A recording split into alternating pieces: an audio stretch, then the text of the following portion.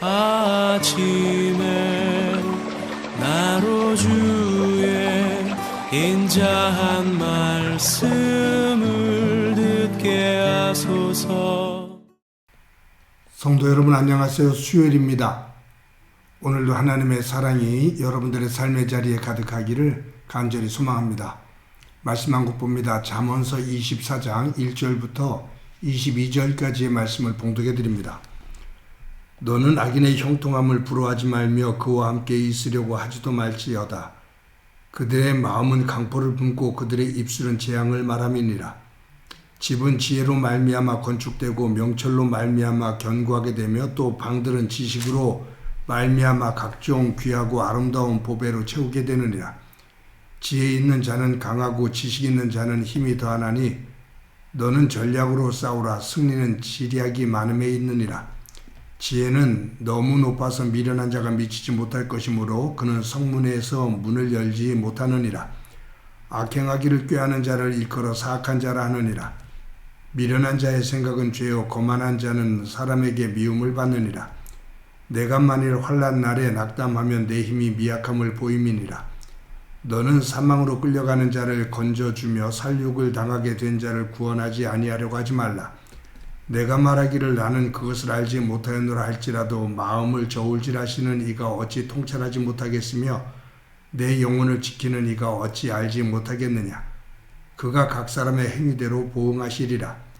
내 아들아 꿀을 먹으라. 이것이 좋으니라. 손이 꿀을 먹으라. 이것이 내 입에 다니라.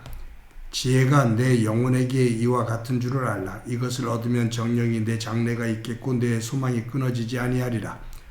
악한 자여 의인의 집을 엿보지 말며 그가 쉬는 처소를 헐지 말지니라. 대저 의인은 7번 넘어질지라도 다시 일어나려니와 악인은 재앙으로 말미암아 엎드러지느니라. 내 원수가 넘어질 때 즐거워하지 말며 그가 엎드러질 때 마음에 기뻐하지 말라. 여호와께서 이것을 보시고 기뻐하지 아니하사 그의 진노를 그에게 옮기실까 두려우니라. 너는 행악자들로 말미암아 분을 품지 말며 악인의 형통함을 부러워하지 말라. 대저 행악자는 장래가 없겠고 악인의 등불은 꺼지리라. 내 아들아 여호와와 왕을 경외하고 반역자와 더불어 사귀지 말라. 대저 그들의 재앙은 속히 말이니 그 둘은 멸망을 누가 알랴. 아멘. 7전8기라는 사자성어가 호사성어가 있습니다. 7번 넘어져도 다시 8번째 일어난다는 거죠. 실패를 거듭해도 그 실패 굴하지 않고 다시 계속해서 도전한다는 뜻입니다. 오늘 성경 본문 16절에 보면 이런 7전8기의 의미의 말씀이 나오죠. 대저 의인은 7번 넘어질지라도 다시 일어나려니와 악인은 재앙으로 말미암아 엎드러지느니라 라고 말씀하고 있습니다. 여기 7번 넘어질지라도 다시 일어난다. 7전8기에 그런 의미가 있죠. 근데 여기서 중요한 것은 의인은 이라는 단어입니다. 의인은, 믿음의 사람은 7번 넘어져도 다시 일어난다. 여기에 성경에서 이 히브리어에서 7이라는 7이라는 숫자는 완전수지요. 그러니까 7번 넘어져도 라는 얘기는 세상적으로 볼 때 완전히 절망적인 상태, 절망의 상태가 되어 세상 사람들이 보면서 저 사람은 도저히 이제는 더 이상 일어나는 것은 불가능해 라고 생각을 하는 그때에도 의인은 다시 일어난다 그 말이에요. 이것이 믿음의 사람이 가지고 있는 의인이 가지고 있는 힘입니다. 믿음의 사람들은 세상 사람들이 저 상황 속에서는 저 사람은 도저히 못 살아, 못 일어나, 절망해서 저가 분명히 낙담하고 무너질 거야 라고 말을 하는데 의인은 하나님을 믿는 사람은 다시 그 자리에서 일어선다. 여러분, 그런데 오늘 본문에서 고난과 절망 가운데서 의인이 일어났을 때 그 모습을 보고 다른 사람들이 대단하다, 참 감동적이다 라고 칭찬이 있어야 됩니다. 만약에 7번 넘어졌다가 8번째 일어났는데 다른 사람들이 왜 일어났냐고, 저 사람은 무너져야 되는데, 저 사람은 완전히 실패하고 절망 상태 속에 놓여 있어야 되는데 다시 일어나면 어떻게 하냐라고 사람들이 비난을 하고 사람들이 끌탕을 하면 도리어 그 일어섬은 믿음의 사람에게 독이 되질 않죠. 의인은 7번 넘어져도 다시 일어난다. 8번째 다시 일어난다.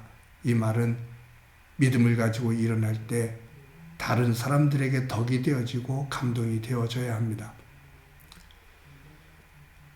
우리는 실패를 두려워합니다. 실패를 좋아할 사람은 아무도 없습니다. 그런데 문제는 실패를 싫어하면 새로운 것을 시도하지 않는다는 거예요. 새로운 것을 시도하지 않고 안주하기 때문에 실패가 없습니다. 그러니 새로운 장을 열어갈 수가 없습니다. 그런 면에 있어서 옛 사람들은 실패는 성공의 어머니다 라고 말합니다. 실패가 없는 사람은 진정한 성공이 없다 그 말이에요.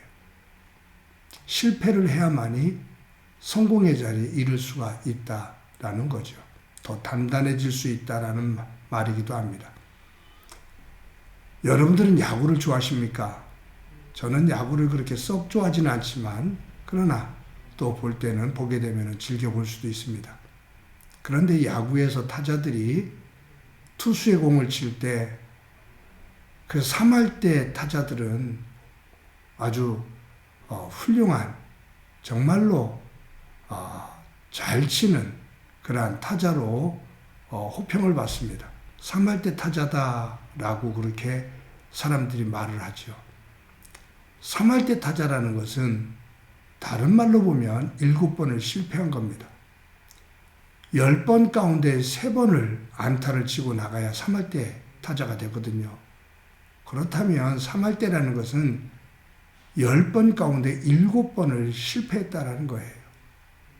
10번 가운데 단 3번만 성공한 겁니다. 그런데 사람들은 대단한 타자라고 말을 합니다.